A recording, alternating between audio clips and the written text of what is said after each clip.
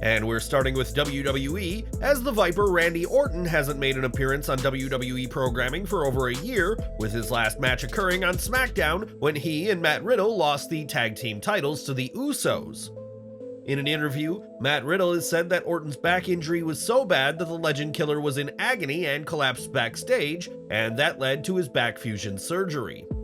While the surgery went well, Bob Orton would disclose that doctors have advised against his son wrestling again, but Randy is determined to follow his own path and make a comeback.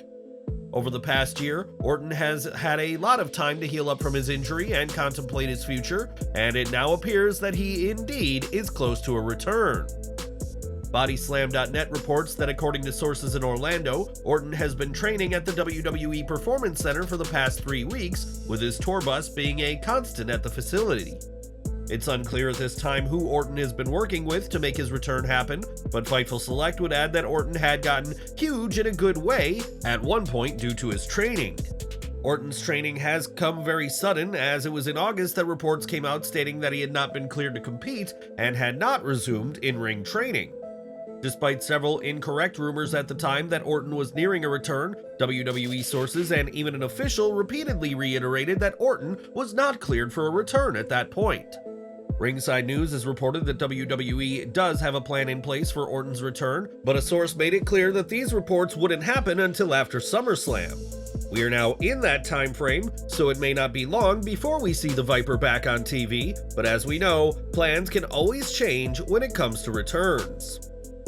Last week, WWE ushered in a new era in its lengthy history with their merger with UFC and the launch of TKO Holdings Group, a process that came with some massive cuts. It was also reported recently that Vince McMahon has returned from his brief medical leave, and the chairman was present at the staff meeting at WWE HQ that took place yesterday. PW Insider reports that McMahon was joined by Emanuel and Nick Khan for the motivational gathering meeting that lasted 12 to 15 minutes. During the meeting, the trio assured staff that WWE's future and prospects were highly promising, and the executives praised one another while highlighting the success of TKO and WWE. After McMahon was forced to retire due to last year's hush money scandal, many had wrongly believed his days of leading staff-wide meetings were over, but of course, his hiatus wasn't long. McMahon returned after a few months and launched a total takeover to get his seat back as WWE's chairman of the board, and during the meeting, he had a lot to say about his company. McMahon said that WWE had plateaued or stagnated, and the merger needed to happen to take the company to the next level, which led to a lot of eye-rolling by staff at the meeting.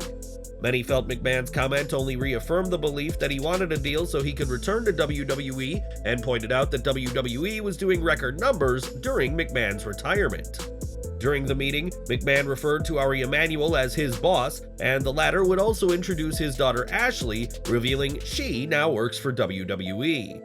Emanuel has no say on the creative aspect of WWE programming, and while Triple H may be the official head of creative, Vince McMahon's position of power has allowed the billionaire to flex his muscles each week.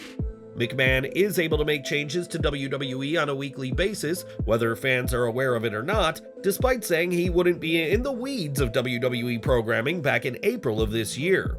But what do you make of this meeting and this new era of WWE? Let us know your thoughts in the comments. Over to NXT now, as Becky Lynch opened this week's show with her newly won women's title, and it wasn't long until Tiffany Stratton appeared, demanding a rematch for No Mercy. Stratton once again showed her inconsistency on the mic, which Lynch took notice of, saying that the former champ was a better fighter than a talker. Stratton took a dig at Becky by saying that she had been bringing retired superstars in to beat them for clout before Lynch, having heard enough, started a brawl. Becky had the advantage in the fight until Kiana James showed up to switch the momentum, and she and Stratton kept kicking Lynch on the mat before the man made her comeback. NXT is making the most of the time it has with Lynch, who is working weekly and pushing the competition to step up to her, and this strategy is clearly working. Fans, unsurprisingly, were thrilled to see Lynch, and have finally committed to booing Stratton, who had been receiving a mixed to positive response throughout her title reign. Lynch demanded a handicap match against Stratton and James, who used the numbers to their advantage before the bout began, and this ambush would have continued if not for Lyra Valkyria. This led into a tag team match in which the faces were victorious, and it's worth noting it was Valkyria, not Lynch, who got the win for her team. WWE put over Valkyria in a huge way by giving her the pinfall, and it wouldn't be surprising if she's next to challenge for Lynch's title. Outside of Stratton, Valkyria has the most credibility of anyone to dethrone Lynch, and she and the man have natural chemistry on screen. This has led many to wonder if perhaps the Irish Superstars team will be here to stay, and perhaps they can go for the women's tag team titles, which would make Lynch Becky 2 belts again.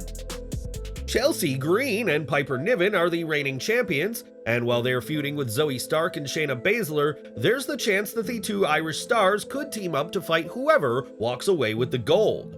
Lynch became Becky 2 belts at WrestleMania 35 in 2019, winning both the Raw and SmackDown Women's Championships at the event, and would love to be a double champion again.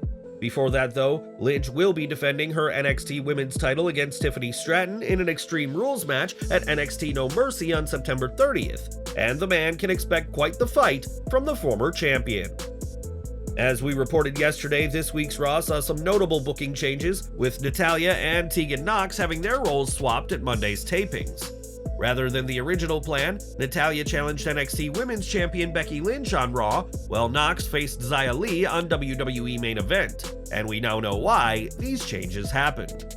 WWE reports that Natalya's title match was a creative board decision, and a thank you to the Canadian for helping WWE out of a jam by competing twice at the Superstar Spectacle. Interestingly, Lynch herself had personally chosen Nox for her first title defense, wanting to give the often overlooked superstar a chance, but WWE creative felt it was not the best call. Nox was rehired by WWE last year, but has done so far close to nothing since coming back, and rarely gets any showings on Monday Night Raw. But what's your take on WWE changing the booking this week? Do you think Nox should have gotten the shot against Lynch, or was Natalya the right call? Sound off in the comments. It was on September 2nd that CM Punk's time with AEW came to an abrupt end, and that same day, Tony Khan would appear before a Collision crowd in Chicago to address Punk's termination. Announcing the firing of possibly the most decorated Chicago-made wrestler in the city was quite the brave move by Khan, who, when speaking to TV Insider, addressed that decision. He said, "Chicago is home to my family. I grew up in Champaign. I've been going to the United Center since it was first built when I was 11. My family was at the show, countless friends, everyone I grew up with. It meant a lot to go out and speak to the fans and be able to put on a great show." When asked why he did it from the ramp and not in the ring, Khan replied, "You can't see everybody's face from the center of the ring. You have to choose one side of the crowd to face when you're in the ring. And I wanted to be able to see everybody. I felt like I'm not a wrestler and I don't need to be in the ring, and for this moment, I thought I would just sit down and talk to everybody. That's why I brought out a chair. And when I was done and walked backstage, the first person I saw was Ricky Steamboat, and he said, 'That was great, you turned the crowd, you turned them around. That's so hard to do, and you did it.' I felt I at least owed that much to the wrestlers and the fans to go out there and talk to everybody." When Sammy Guevara spoke to TV Insider, the Spanish God expressed his admiration for Khan, as well as the Young Bucks, Kenny Omega and Cody Rhodes, the people who changed the wrestling industry by creating AEW. Guevara may not be privy to all backstage decisions, but commended Khan for his caring nature and willingness to take bold actions, such as addressing the Chicago crowd after Punk's exit. Guevara noted that Khan could have simply played a video message, as did happen on the Collision broadcast, but also chose to face the live audience in Chicago despite the negative reaction from the crowd. Khan understood that the fans would be angry and still chose to speak to them face to face, and Guevara said that Khan didn't have to take that step, but did so because he felt it was necessary. Speaking on Busted Open Radio, Chris Jericho gave his own 2 cents, and though he avoided mentioning CM Punk directly, he said that AEW is a better company today than it was a month ago. Jericho had a unique relationship with Punk and AEW, infamously calling Punk a cancer after All Out 2022, but recently saying his exit from AEW is regrettable and that he spoke with Punk at All In. But where is CM Punk today?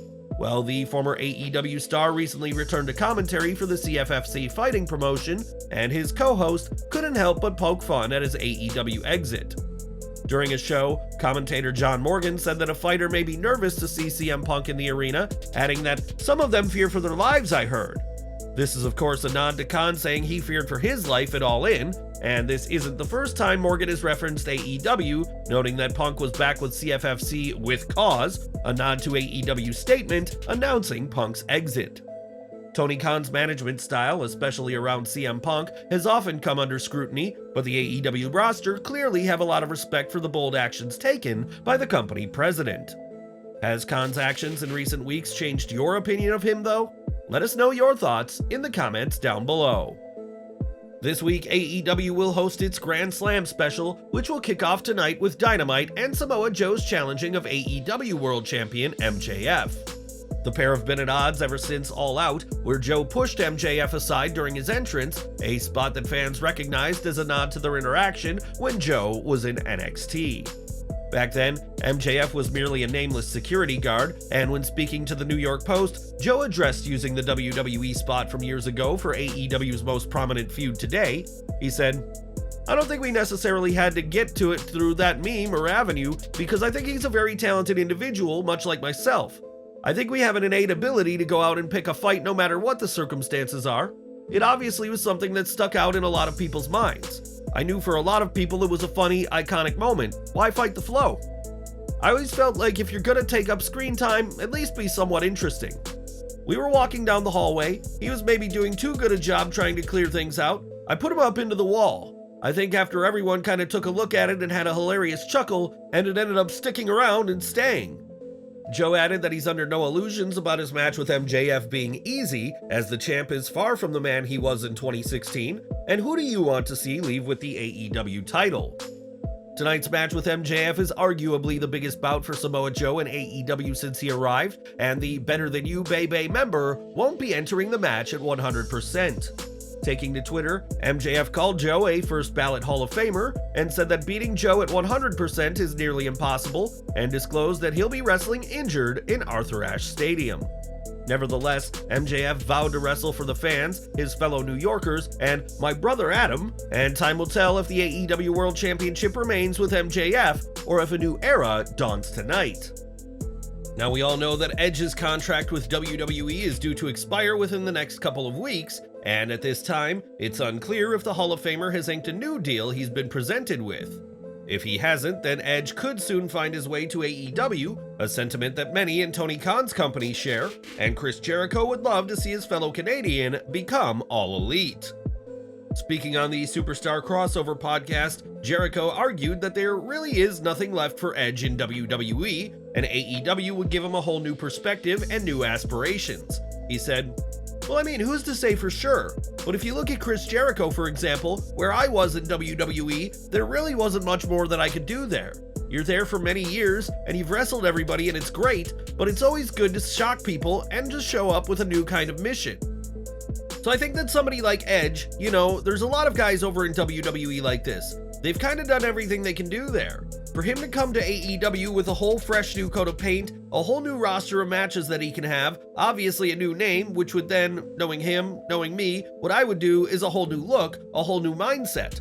That's the best thing about having AEW, and about us being as successful as we are, is that there's now a viable alternative. I don't want to say competitor because it's not that, but you can now go to either company. Edge isn't the only former WWE World Champion Jericho has his eye on, as he is reportedly wanting to bring in Dolph Ziggler to AEW, which Ziggler's brother Ryan Nemeth also recently teased. While Edge has accomplished it all in WWE, many believe Ziggler has reached his glass ceiling, and did quite some time ago, and has been underutilized by the company ever since. We can't say for certain what the future holds for Edge and Ziggler in the ring, though we do know that the Rated R Superstar was recently featured in the latest trailer for Percy Jackson and the Olympians. The Disney Plus series will be premiering this December, and we'll see Edge play Ares, the God of War, in arguably his most high-profile non-wrestling role to date. Edge has made it clear that his in-ring career is ending, though will end on his own terms this time, but as to where he will wrestle his final match, well, that remains to be seen. It's safe to say that Edge has overcome adversity in his wrestling career, dealing with 2 severe neck injuries, one of which would ultimately result in his retirement in 2011. Edge's story of resilience and coming back from that injury is a testament to the human spirit, and now a young fan is quite literally seeking to follow in Edge's footsteps. On social media, footage of a young fan called Bella trying to walk after an operation went viral, and it was explained that Bella is using Edge's music, as well as Rhea Ripley's, for inspiration. In response, Edge said that Bella is epitomizing the word persevere and shared his support with the message, "Keep crushing, kiddo." Pro wrestlers can often serve as role models to others, and Edge is certainly no exception, and we'd like to join the Hall of Famer in sharing our support to the persevering Bella. Over to Raw, as this week's show went ahead without Women's World Champion Rhea Ripley, who Michael Cole said was at home recovering from last week's attack by Nia Jax. In fact, the Judgment Day member was back in her native Australia with her real-life boyfriend Buddy Matthews, and were spotted at an Australian Football League game backstage. Some have suggested that Ripley could be back in Australia to be part of WWE's announcement of a major event in the country next year, but we'll have to wait and see if that happens. If you've been on social media recently, you may have seen fans comparing Finn Balor to Paul Wall, with even Xavier Woods being the one to point out the similarities between the two. But who is Paul Wall? Well, he's a 42-year-old rapper and DJ from Georgetown, Texas, who has worked with the likes of Nelly and DJ Khaled over the years. It's quite a different life to Balor, who has competed around the world for decades, and perhaps Wall and Balor will come face to face one day in their careers in entertainment. This week's NXT also saw champion versus champion, as NXT champion Carmelo Hayes faced North American champion Dominik Mysterio in non-title action. Dirty Dom struggled to find his opening against Hayes until the A-champion accidentally threw him into Ilya Dragunov on commentary, infuriating the Mad Dragon in the process. Dragunov's attack on Mysterio gave Dirty Dom the DQ win, and afterward, Mysterio threw Mello into a Torpedo Moscow from Dragunov, then bailed, though he wouldn't get far. Dragon Lee, who will challenge Mysterio on next week's Raw, laid out the champ before standing tall with the North American title to close out the segment. The match was solid, if not unspectacular, as the two started at a pace that they could not keep, and they didn't have enough chemistry to take things to the next level. Neither man could afford a loss, so NXT went with a cop-out finish, and while this finish could lead to a rematch, the prospect of Dom and Hayes facing again isn't all that exciting. Next week's No Mercy will see Mello versus Dragunov, but with Becky Lynch taking most of the spotlight, it feels that something bigger is needed than a simple singles match. This week's NXT also saw the continuation of the Global Heritage Invitational, with Butch defeating Tyler Bate to win the Group A bracket, while Duke Hudson defeated Joe Coffey in Group B. That led to a three-way tie for points, and later in the show, Coffey defeated Hudson and Nathan Frazier to win Group B, setting up a match with Butch for next week. Roxanne Perez got a solid victory over Lola Price in perhaps Vice's best outing so far, and while last week's NXT was more hyped, this week's show was arguably better top to bottom, thanks in part to Becky Lynch's triumphant return as champion. Lynch helped elevate Lyra Valkyria while setting up her match with Stratton at No Mercy, and the finals of the Global Heritage Tournament between Butch and Joe Coffey should be excellent. Surprisingly, the only real down moment was the overlong battle between Carmelo Hayes and Dominik Mysterio, two men who have proven they can captivate a crowd week after week. The pair simply do not have enough chemistry for a serious feud beyond this week's bout, but that shouldn't overshadow what was a great NXT that set up No Mercy very nicely. The stage has been set for No Mercy to be NXT's biggest show in years, thanks to the mix of fresh stars and established names, as the fans in Bakersfield, California are in for a treat next Saturday. Last week, Jade Cargill competed in her final match for AEW, but there's no ill will between the two sides whatsoever. On Superstar Crossover, Tony Khan called Jade a great wrestler for AEW, who is always welcome in the company, but with reports of her starting with WWE soon, Khan may be waiting a long time for a return. Speaking of WWE, Khan also addressed his competition's merger with UFC, calling it fascinating, and saying there's a lot of really exciting things that are happening right now. There's still a lot of questions about WWE's future under TKO, and we'll have to see how things play out, but it's a situation Khan will be watching closely. It was on Impact's 1000th episode that Team 3D reunited in the first match for the pair since 2016, and this reunion will certainly not be the last. On Twitter, Devon Dudley said that because of how much fun he and Bully Ray had, that they decided to take a handful of bookings for signings, and maybe a few tag matches as well. After dispatching of the Desi Hit Squad at Impact 1000, Devon said he was coming out of retirement, as a new generation of talent could be on the receiving end of a 3D soon enough. And we're ending with El Hijo del Vikingo, who competed at last weekend's ROH taping, but would suffer a serious hip injury during his match. Vikingo would need to be wheeled out of the arena in a wheelchair, and this weekend's AAA Mega Championship defense against Commander looks uncertain, and we'd like to wish him a full and speedy recovery.